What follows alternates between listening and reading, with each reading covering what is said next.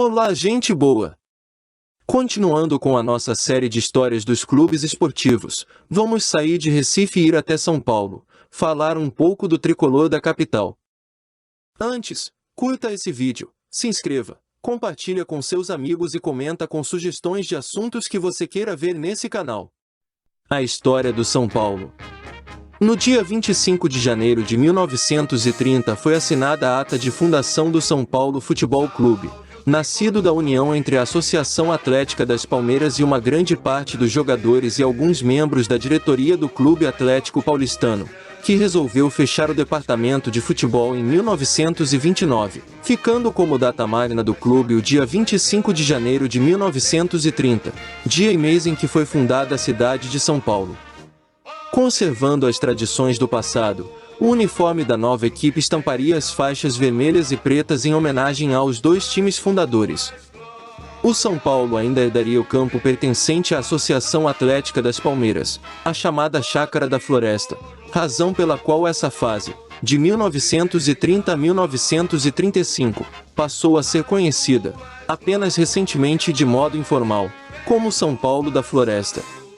Como conquistas, o tricolor paulista venceu o Campeonato Paulista de 1931 em seu segundo ano de existência e conseguiu sagrar-se vice em 1930, 1932, 1933 e 1934. Foi também vice-campeão do torneio Rio-São Paulo de 1933. Portanto, o São Paulo FC, clube recém-fundado, estava no topo do futebol local. Um fato extraordinário, mas nem tanto se levadas em considerações suas origens vencedoras. O SPFC comprou, então, uma nova e suntuosa sede localizada na rua Conselheiro Crispiniano. O imóvel era um pequeno palácio conhecido como Trocadeiro, adquirido ao custo de 190 contos de réis. Essa dívida era grande para a época, porém o clube, detentor de um campo como o da Floresta e um quadro de jogadores que valia muito, não se deixava abalar. Entretanto, alguns dirigentes andavam descontentes com os rumos do futebol no país e resolveram fundir-se com o Clube de Regatas Tietê, acabando de vez com o departamento de futebol. Outro grupo, favorável à continuidade da esquadra liderados pelo Dr. Paulo Sampaio, foi à Justiça e em 23 de abril de 1935 impugnou o direito da diretoria fundir o tricolor com o Tietê sem que a opinião dos sócios fosse ouvida. Os sócios obtiveram ganho de causa mesmo após a defesa da diretoria, esta que não teve outra saída senão convocar uma Assembleia Geral. Porém, o artigo 2º dos Estatutos da Agremiação, à época, dizia que somente os sócios fundadores, considerados proprietários do clube e que somavam 200, poderiam compor a Assembleia. Como a maioria deles era ligado à diretoria, a fusão foi aprovada no dia 14 de maio de 1935. Nesse dia, debaixo de chuva, o departamento de futebol foi oficialmente extinto e desfiliado da APE. Com a fusão, a parte administrativa foi fundida ao Clube de Regatas Tietê, que incorporou todos os patrimônios físicos e que, em troca, quitaria os créditos do São Paulo e não poderia usar as cores, uniformes ou símbolos do mesmo. Surgia assim o Tietê São Paulo. Após a fusão com o CR Tietê, alguns antigos sócios do tricolor paulista, inconformados com tudo o que ocorrerá, decidiram restabelecer a equipe de futebol, surgindo assim, no dia 4 de junho de 1935, o Clube Atlético São Paulo. No dia 16 de dezembro de 1935 ressurgiria o São Paulo Futebol Clube, que depois de tantos empecilhos e ressurreições, ganhou a alcunha de Clube da Fé, do jornalista Tomás Mazzoni.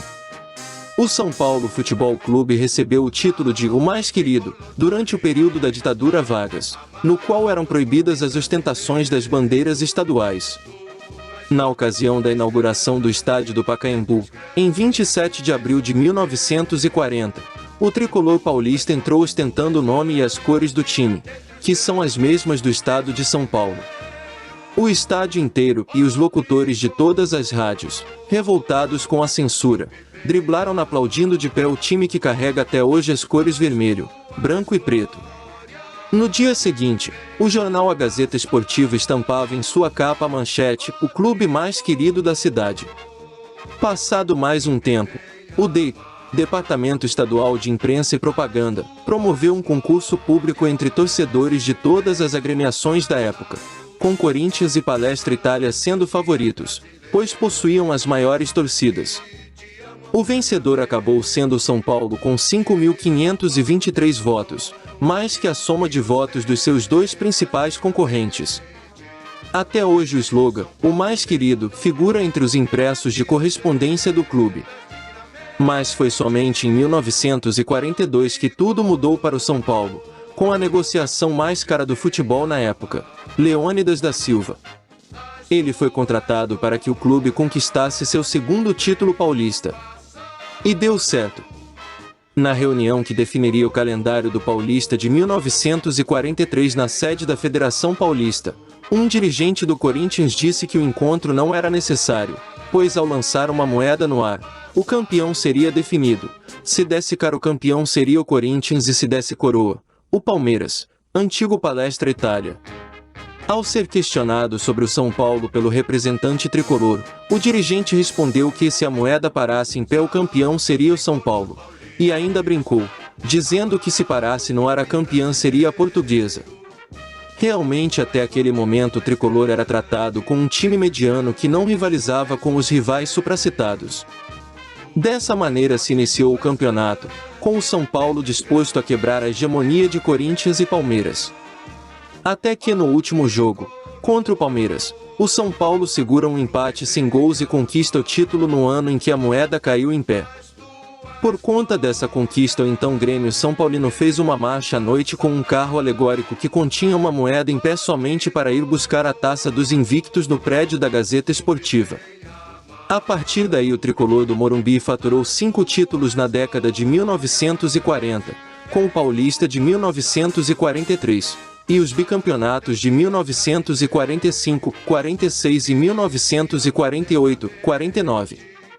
Em 1950, o craque do clube, Leônidas, se aposentou. Junto a isso começou a tomar força o movimento para a construção de um estádio. Então a agremiação sanou suas dívidas e partiu em busca de um terreno para a construção.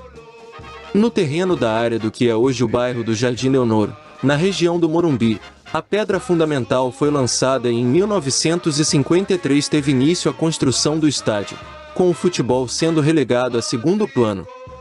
Mesmo assim, o clube conseguiu os paulistas de 1953 e 57. Em 1958, o clube fez uma campanha de busca de sócio pelo interior. Em 1960 o estádio Cícero Pompeu de Toledo foi parcialmente inaugurado, de modo a aumentar a arrecadação do clube. Com todos os esforços sendo desviados para o estádio ainda inacabado, a equipe de futebol ficou o período entre 1957 e 1970 sem conquistar títulos oficiais. Somente após a inauguração total, em 1970, é que vieram os títulos com os paulistas de 1970, 1971 e 1975 e o inédito Campeonato Brasileiro de 1977. Houve ainda os vice-campeonatos dos brasileiros de 1971, 1973 e da Libertadores de 1974. A década de 1980 se inicia com o bicampeonato paulista de 1980 a 1981. Em 1984 o time forma os chamados Menudos do Morumbi, com a liderança do técnico Cilinho, em alusão à banda porto-riquenha Menudo, com vários jogadores vindos da base, entre eles Milha. Com esse time conquista-se o bicampeonato brasileiro em 1986 e os paulistas de 1985 e 87. Já sem os Menudos, o clube ganha o paulista de 1989. Em 1990 o São Paulo começa mal e coube a Tele Santana recuperar o time. Já em 1991 o time vence o Paulista e o tricampeonato brasileiro. Logo após, conquista o bicampeonato da Copa Libertadores da América em 1992 e 1993 e o bicampeonato da Copa Intercontinental, antiga concorrência máxima de clubes, também em 1992 e 1993. O São Paulo levou ainda o Paulista de 1992, a Supercopa Libertadores de 1993, as Recopas Sul-Americanas de 1993 e 1994, a Copa Comebol de 1994, a Copa Master da Comebol de 1996 e o Paulista de 1998. Tendo êxitos no Campeonato Paulista de 2000 e no Rio-São Paulo de 2001, o time parecia engrenado, mas foi somente com uma reformulação no elenco que conquistou, em 2005, o Campeonato Paulista, o Tri da Libertadores e o Mundial da FIFA. Após essa conquista, o desmanche no elenco foi inevitável.